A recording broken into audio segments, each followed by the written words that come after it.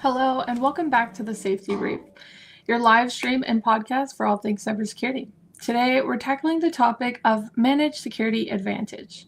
Whether you're a small business or a large enterprise, securing your organization is a challenge, and that's where MSSPs like BLOKWORX come in. Today, we'll uncover why partnering with a managed security service provider can be a game changer. Also, if you have any questions during or after the stream, drop them in the chat or feel free to reach out to us at sales@blockworks.com. We'd love to hear from you guys. All right, so let's dive right in. To start, what are the unique challenges businesses face when relying solely on in-house IT teams or MSPs for cybersecurity? And how does an MSSP address these gaps through expertise and specialization? Yeah, it's a good topic, Elizabeth, and I appreciate you kind of teeing it up for us. I think the first thing that's going to come to mind is really the scope creep that has taken place for those in engineering, specifically IT, nuanced roles. And what I mean by scope creep is that the domain of responsibility has expanded, and there's a lot more to manage under the scope of anything that is really now connected to the internet, as far as device count, than there was even 4 or 5 years ago, let alone 10 years ago. And so, we've seen like things like telephony and VoIP enter into the IT space. We've seen audio-visual conferencing, remote teleworking, all enter into the IT space where those may have not been previously subject to being looked after by the information technology engineer of modern time. But really, the realm of responsibility is expanding, and it's really a theme which we'll unpack here today is of doing less better. And being a jack of all trades has a limit, and we are honestly far surpassed what I think we can limit ourselves or even reach to ourselves as far as a single discipline. This industry is so nuanced, and that's something we'll unpack more today. Mike, or Matt, any points for this question? You can't be a jack of all trades. There is no way. If you're a jack of all trades, you may as well just say we're going to get screwed. I mean, No, I'm not going to lie. I'm not going to candy coat it. I spend far too much time reading questions that border on the stupid. I know I was taught as a child there are no dumb questions. That was a lie. There are lots of dumb questions, and people asking them need to stop. Uh, and we're gonna explain a little bit more about that. But when your primary vertical is not security related, just stay out of the lane. Stay where you're comfortable. Stay where you should be. This unfortunately is partially brought on by influencers that started off doing things like unboxing videos and then tried to migrate over to cyber when it was obvious that they did not know cyber. Not calling out anybody with the initials of LTT, but yeah, they need to avoid that. And NC as well also has a terrible tradition of doing that. So it's emphasizing if you don't have a mastery of something, please, for the love of God, don't try educating other people about it, because what you're telling them is incorrect and you're setting them up for failure. No, I totally agree. And I mean, even taking a look at the healthcare system, right? You've got different doctors for different things. Obviously, you have the generalized doctor, your general health doctor. And when things get too complicated or need to be dug into deeper, they send you off to those specialized doctors. So that's kind of how this plays into a role. You've got people who are specialized in knock and in the SOC, you've got people who are specialized in just the IT section. So I think it's definitely understandable and reasonable to have specialized individuals working on your cybersecurity. What you said there is very accurate. I mean, if you're, let's break that down just a tiny bit. Yeah. If you get into a position where there is a cyber incident, do you want and we're going to classify cyber incident as cancer in this case. Okay. The doom and gloom guy going with the C word. I'm going with it because it is a cancer Yeah. on all enterprises at this point. Would you want to have the ear, nose, and throat doctor handling your cancer treatment? That's the thing you have to look at. They're going to look at you and go, well, there's nothing wrong with your ears, your nose, or your throat. And you're going to sit there going, yeah, because that's not where the cancer is. But they're not going to know where else to look because that's not their specialty. That's not their focus. And unfortunately, most organizations, specifically on the smaller side of things, not enterprises, they don't have those people that can specialize because they're running so lean that they have to have everybody trying to do everything. You've got Dave, the guy that's setting up the accounts in Active Directory, also being the guy that is trying to handle threat hunting. It's not going to work very well. Dave may have some understanding of it, but it's not going to be efficient at all. It goes into that generalization. They have the general knowledge, but when it comes down to deeper or more complex issues, you want to have that specialized individual or team to work on those set events. So those are some great points. Now let's switch it up and talk about how MSSPs take cybersecurity to the next level. How do MSSPs like BLOKWORX deploy advanced strategies and tools to detect and neutralize threats such as ransomware or zero-day attacks that go beyond the basic antivirus or firewall solutions? I saw his light ding on, so I'm going to let him go. Yeah, the light's on. I think there's an opportunity for candor here, as always, but specifically talking about the MSSP space that,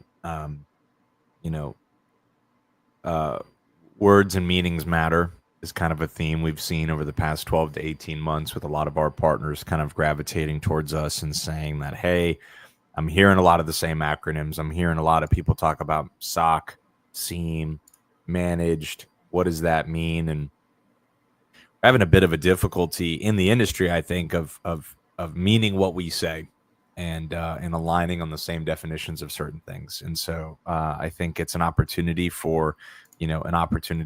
obviously for all of us, specifically BLOKWORX, to deliver on what we've promised, to deliver on what we're saying, and ultimately backing what marketing material is saying. I think one thing that makes us very nuanced is any piece of content, any piece of material, anything that goes out in the way of messaging or pre-sales or marketing or whatever it is a fine-tooth comb. It is a fine-tooth comb because it needs to all tie back to and align with what our partners are receiving today.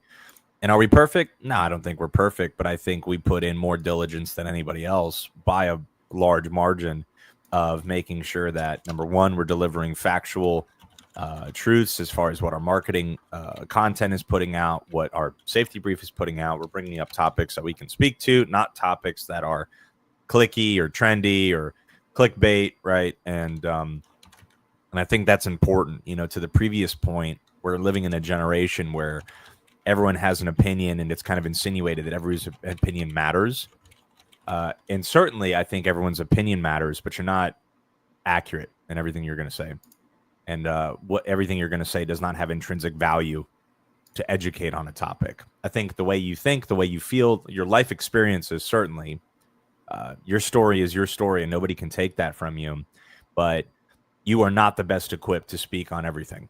And I think ultimately, when we see MSPs go out and manage it in-house and manage it internally, it's getting close to a point for some partners that we've seen. Others, again, everybody's at a place in their journey, but some partners are advertising veterinary care for pediatric medicine.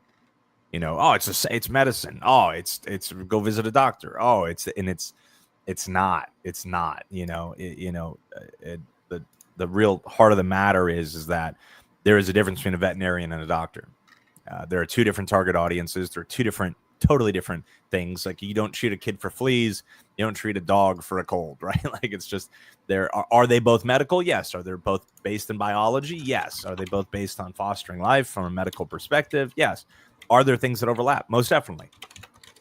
But I think we really got to get back to leaning into what we're best at. And I think BLOKWORX as a team is good at not bloating our menu of service offerings, not bloating it with 5 to 7 different nuanced tiers, like a car wash. You pull up, you got like a whole board of options, and it's like, dude, I have no clue what good, better, best, premium even mean, right? What does that mean? And so ultimately, I think 2 parts. One, where do MSPs enter the space? They enter in obviously advertising a scalability model, a profit model, and a security model that says, hey, if you're an existing IT team, an existing IT bench, or you have no IT at all, we can take over the security for you. But where BLOKWORX leans in and says, hey, we're here to augment solely from the security side, right? We don't interact with users. We don't reach out and contact them. We are solely single point focused on the prevention stage of the kill chain as far as cybersecurity attacks go. And if they get past the point of prevention, doesn't mean that we're handcuffed. It just means that our ultimate aim has failed. And so we put everything, every fiber of our being, every bit of our research, every bit of our technology has to be leaning towards that left of boom side. And so it's something that we'll obviously unpack more as we go on the road here in February with a lot of shows that are exciting and, you know, getting the word out more about, you know, what does 0-day security look like instead of reactive security. But ultimately, I think MSSPs can introduce a lot of either fear, uncertainty, or doubt, or just create it as a never-ending roadmap of upsell opportunities. And it doesn't have to be that. You know, can it create additional profit? Certainly.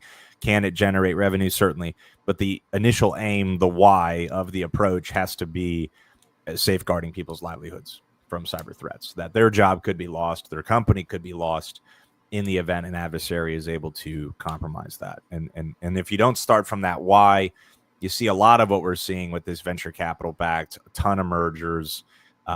It's about margin, it's about profit line. And are these things important? Most certainly. It's commerce is commerce, economics is economics. But we've seen a lot of companies somewhat surrender their soul to really getting back to the heart of the mission. So I'm thankful that we have a select part of vendors that think very, how do you say, congruently to the way we do. You know, partners like Lima Charlie and others that really are out there to do better and provide a better experience through their service delivery. Do we all got to feed our families? Most definitely. But we got to start with the why. We can't end with it as a bolt on after the fact in a marketing piece. It has to be intrinsic to what we're providing in the beginning. So the profit model that you were talking about is one of the biggest issues that you will find in the MSP area. So MSPs inherently have to be profitable. Otherwise, they're not going to exist anymore. The problem with being profitable is you have to make sacrifices on what you're willing to actually offer or what you can offer. The ability to have amazing security tools is something that we are blessed with. Others are not necessarily as blessed with that option because they don't have the capability to get those tools, get the employees to be able to focus on those tools. So it comes down to where you're looking to check a box. Checking a box gets you through. It makes you look as though you are on paper able to do everything that a customer would like for you to be able to do. However, what happens when that checked box is found to not be able to keep you safe from the threat? The average payout for ransomware has gone up to being over 3 million, over 4 million. That in and of itself is enough to shutter most of the smaller businesses out there. They do not have that level of reserve capital. If they are going to be hit with something like that, they then have to start seeking funding in order to stay afloat. So good enough and checking a box it's a very dangerous balance that you have to strike when you're an MSP. So, that's why, and I've seen this quite frequently. People say, well, we're going to switch to a different product because cost savings are there. What validation did you do that this product is going to actually give you the level of protection that you need for yourself, for your company, for your employees and their livelihood? Most cases, there hasn't really been any validation. The only validation is the amount that they're going to save on the bill. That's great, but yeah. It's funny you bring up saving because most businesses don't have a cybersecurity budget until after a major cybersecurity incident. That's when they are throwing money at the budget. So it's funny that you bring that up. But let's dive deeper into what we bring to the table team-wise. What role does your team's knowledge play in defending against advanced threats, and how does it differ from the general IT experience provided by internal IT teams or MSPs alone? Yeah, it's a great point. But one thing I do want to just highlight, Kevin Cooper, appreciate the comment, basically articulating the thought that says being specialized is not inflexible, which I agree with, being adaptable and knowing how to engage the appropriate resource, right? That engineer or individual on your roster slot that knows how to address a certain issue to resolve the issue is important too. And I completely agree with this. I don't think, we look at even sports teams, basketball teams, football teams, you always have a primary role and a primary position, if you will, that you fill. But for any other people that are tracking the Miami Heat, we got a lot of drama in Miami right now with Jimmy Butler and all this. And, what we're having to do is get really flexible with our roster and say, hey, who else could potentially succeed in this role? But I think ultimately, could they succeed in role is going to, it's going to come down to a couple things, right? There's the gets it, wants it, capacity to do it spectrum for sure. But there's also the balance between street smarts and book smarts, the time on water experience that they've been on the water sailing for quite a while, or they've only read about sailing in books. And we see this in a lot of different ways in the cybersecurity space. If they are an individual that is certification heavy, but is looking for a new role, but those are entry level, those are expertise or the expert level rather, certifications, but you do need a balance. And just like Kevin had said that, there is flexibility, and I don't think we're knocking that by any means, but I think at some point, you got to be honest about what you're good at and what you could deliver at as far as a service at a current level, and what would be a stretch. You have a general contractor for a house that's coming in and say, hey, I got some plumbing issues. I got some electrical issues. He says, no problem. Plumbing, electrical, I do. They show up, they pull the fixture out of the wall. They find some rotted wood. They do this, they do that. And they're like, you know what? I could replace the fixture, but I'm not a drywall guy. I'm going to respect that person, right? Could that guy just lead me on, or that individual guy or gal lead me on and say, hey, you know what? I could take care of all of this for you for $200 instead of $150.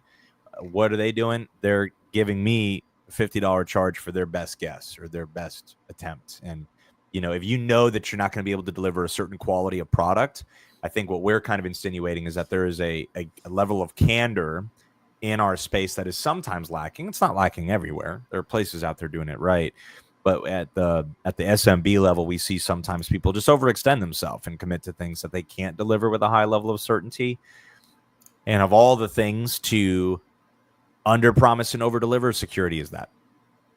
We can't really get away with best effort security at this point, right? And again, there's market trends, there's threat trends, but ultimately, I agree with Kevin. I think that there is absolutely flexibility of roster and knowing right person, right seat, gets it, wants it, capacity to do it.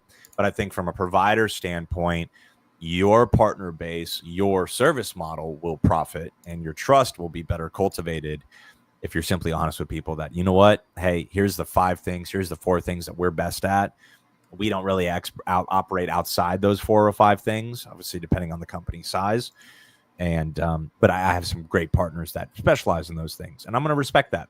So that same example, the plumbing or the electrical guy comes over, he says, you know what, I could do this for you, but I really shouldn't. I'm happy to have my drywall guy come over. I love that.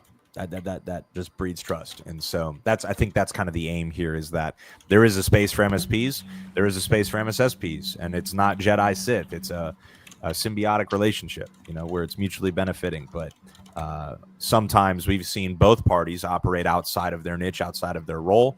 And we see vendors do the same thing, candidly, right? A great product will do 2 to 3 things to the best of its ability.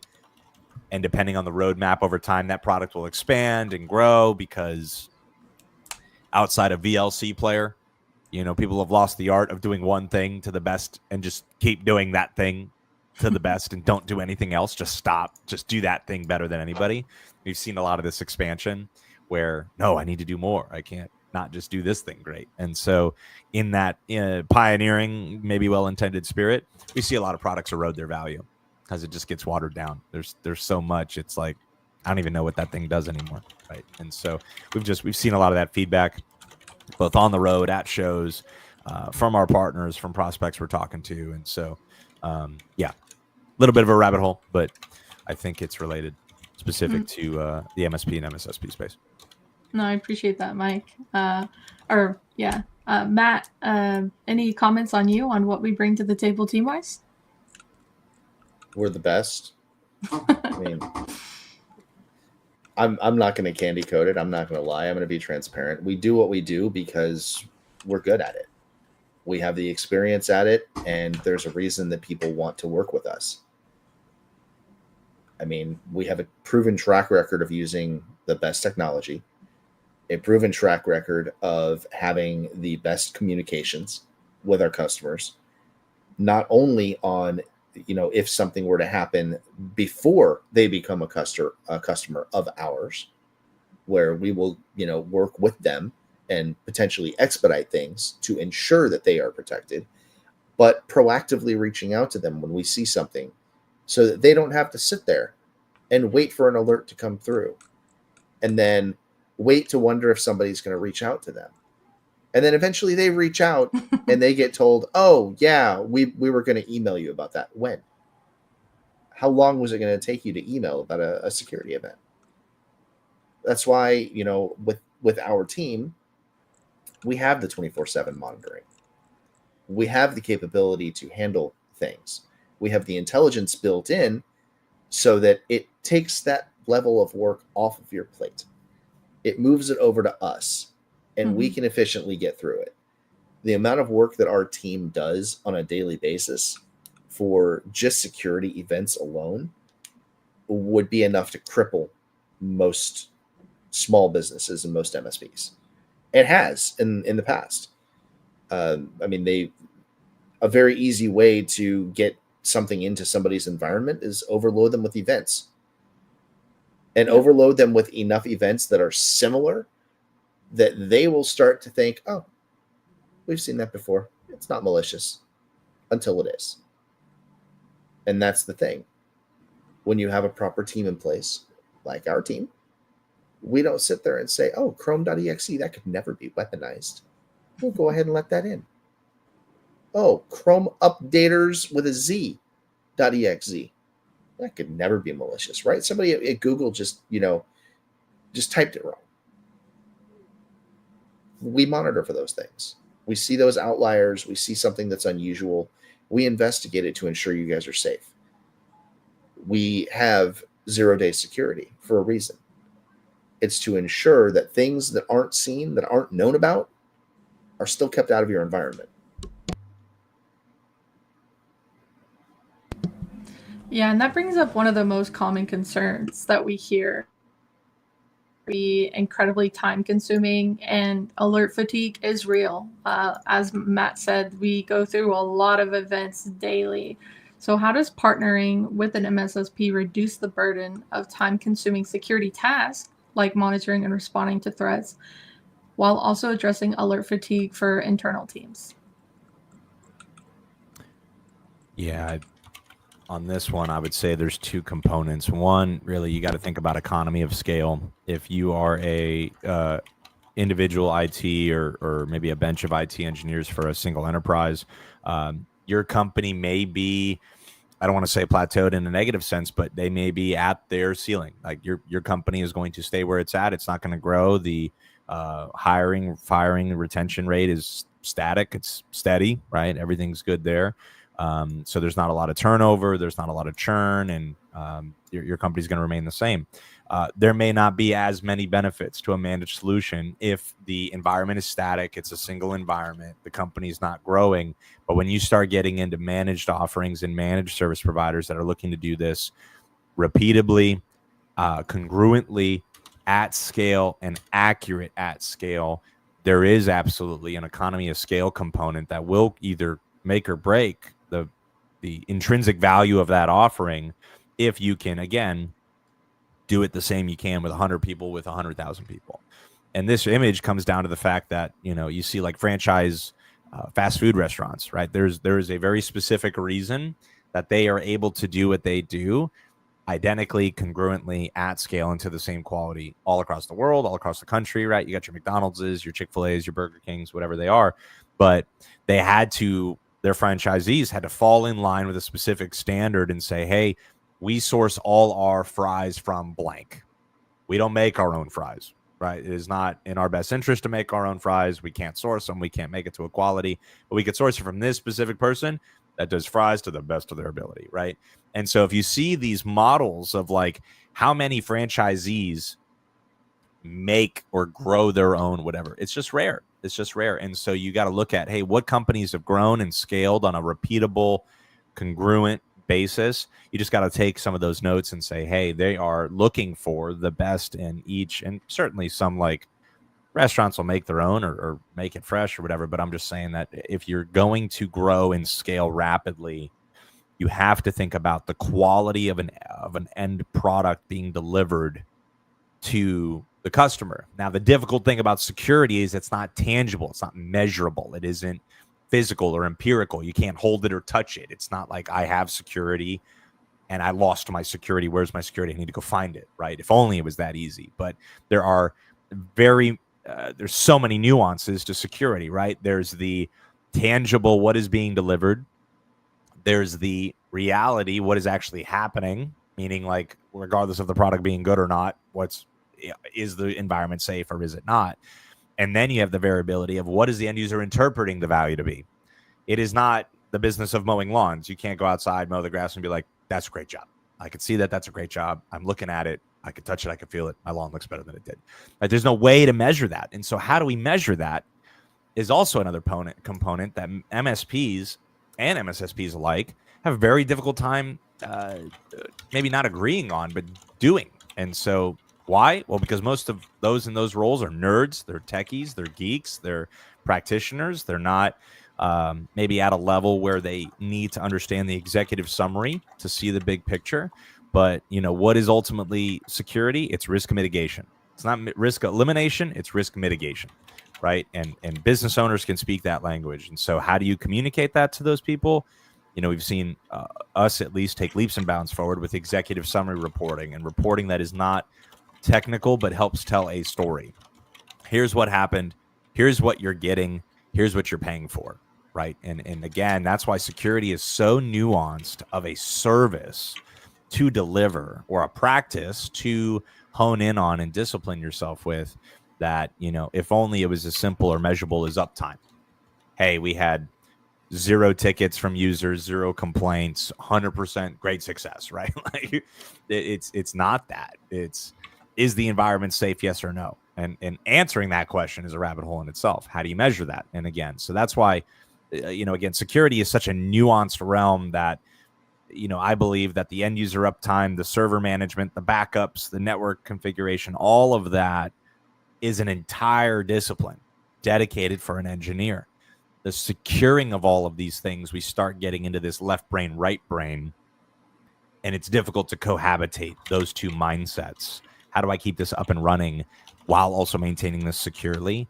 We've often seen it in the same brain, physical person, there's going to be favoring one or the other. And so there's a level of accountability when you find a partner like BLOKWORX that can call you to the pavement on certain things and just say, hey, not negatively, but I understand that the users need to work, but let's find a more secure way to facilitate remote access VPN.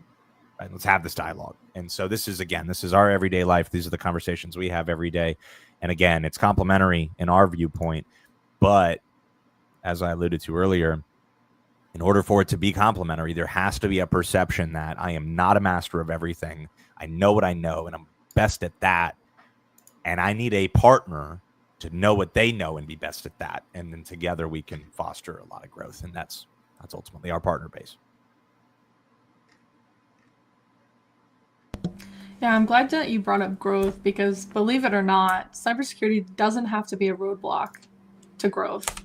But for businesses with an existing security setup, knowing when to make a change can be tricky. So, to close us off, can you break down what the signs are that it's time to transition to managed security services and what steps can they take to make the transition smoothly?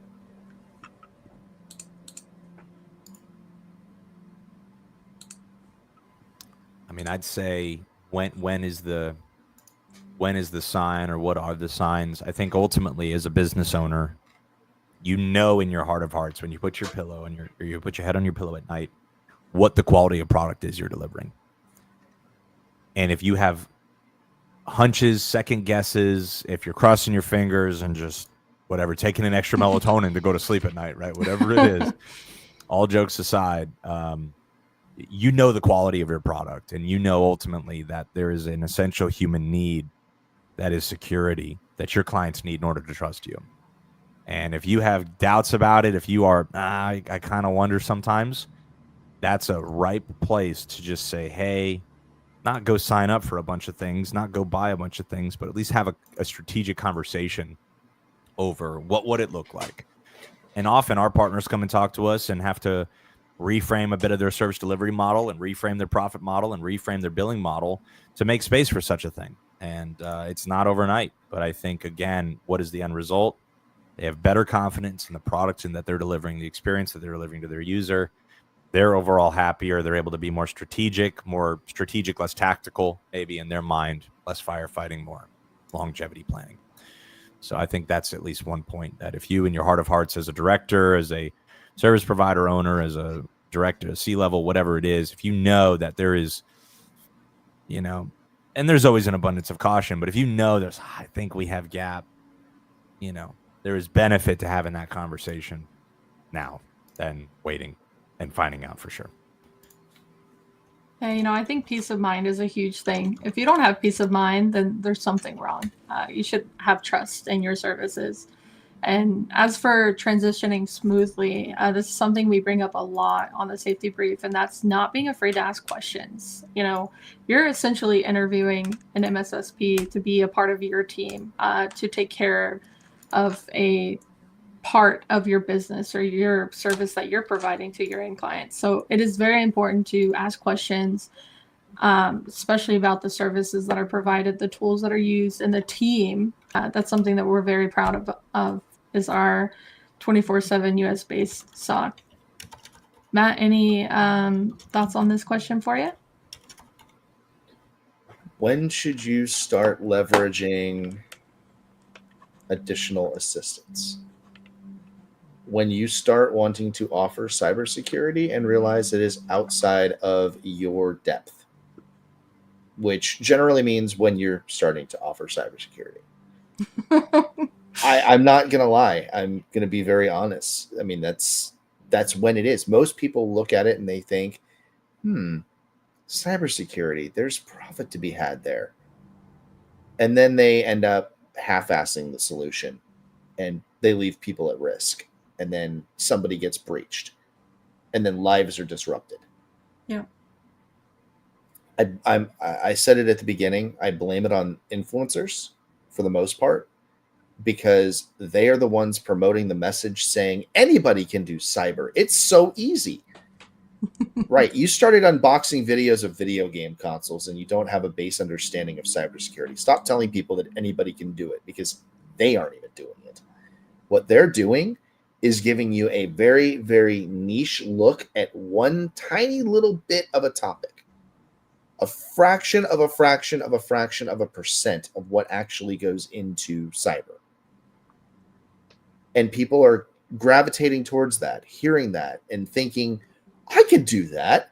Just like they watch the Kardashians and think that for some reason, if they buy the makeup they're promoting, that they're going to look like them. Doesn't happen. I'm sorry. It's not going to happen. But that's what you're seeing.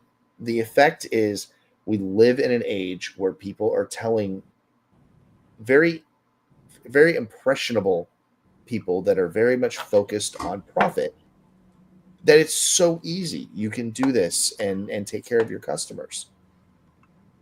And that's not the case. That's compounded by the fact that you have salespeople for a number of vendors out there that also echo that same message, saying, oh, it's so easy. Our product does this, our product does that. But it doesn't actually do that.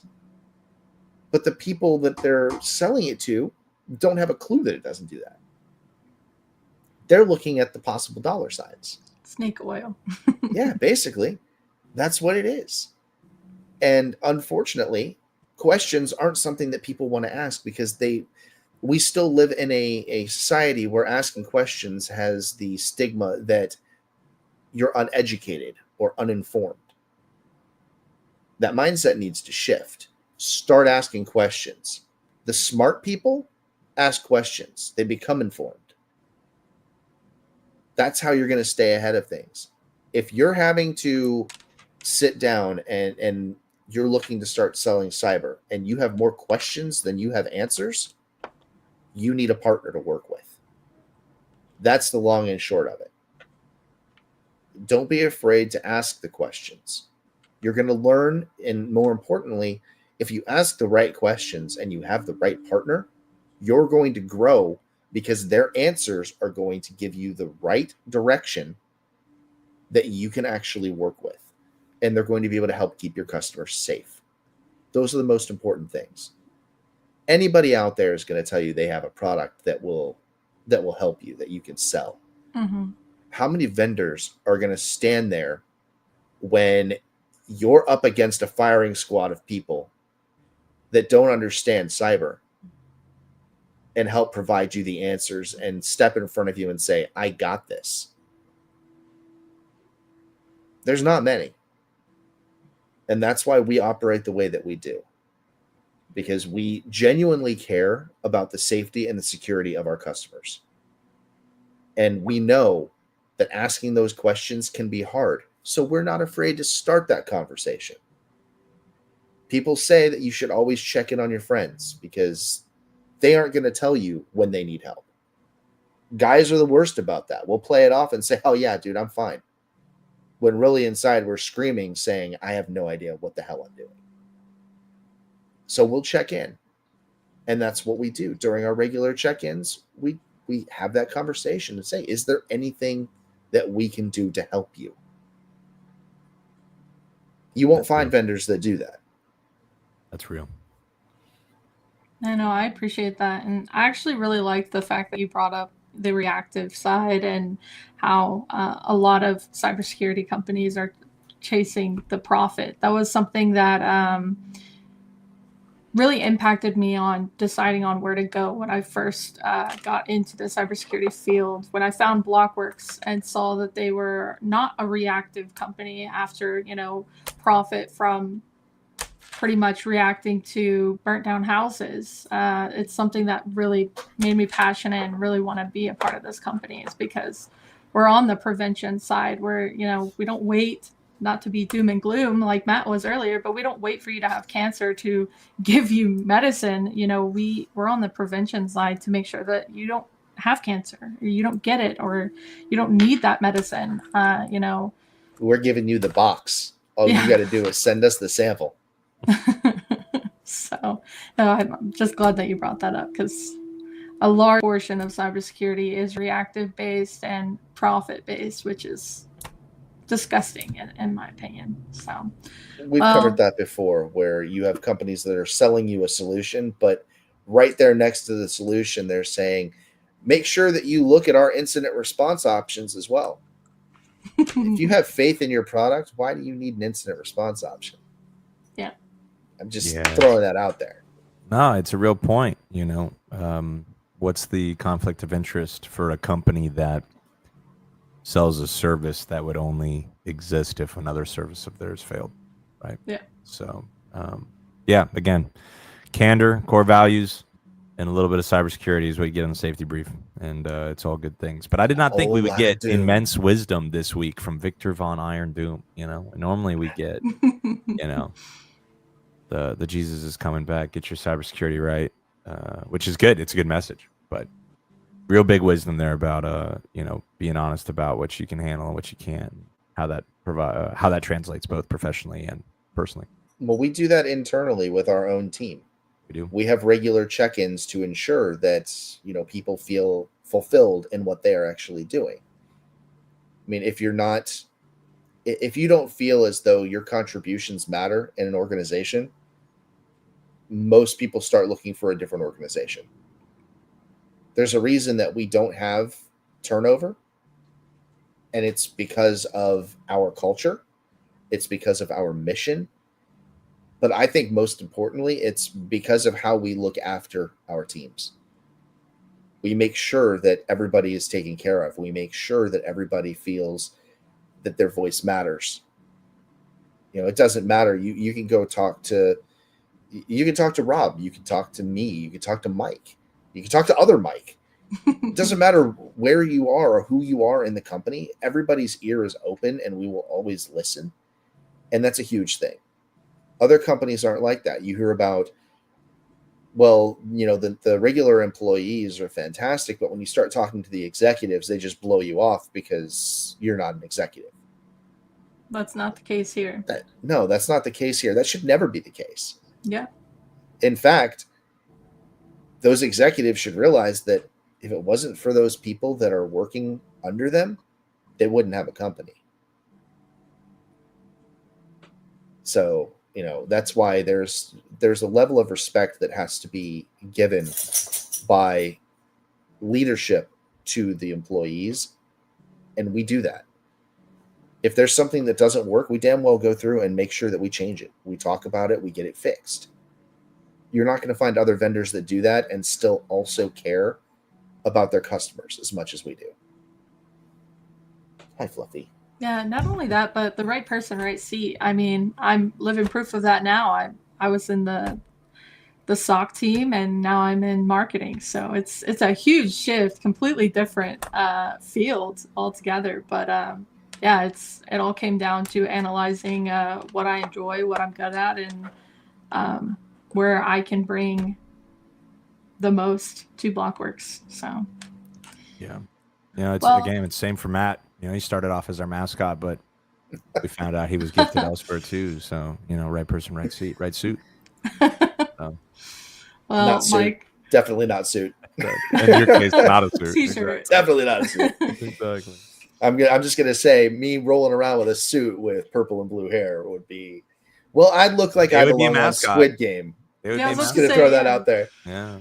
You'd look appropriate. Well, Mike, Matt, thank you so much for your insights today. It's clear that MSSPs like BLOKWORX provide not just protection, but peace of mind for businesses navigating today's complex cybersecurity landscape. To our audience, thank you for tuning in. If you have any more questions or want to explore how managed security services can work for your business, visit our website, blokworx.com, or reach out to us in the comments. Remember, the Safety Brief does go live every Thursday at 2 p.m. Eastern Time. So until then, stay frosty. Thanks all.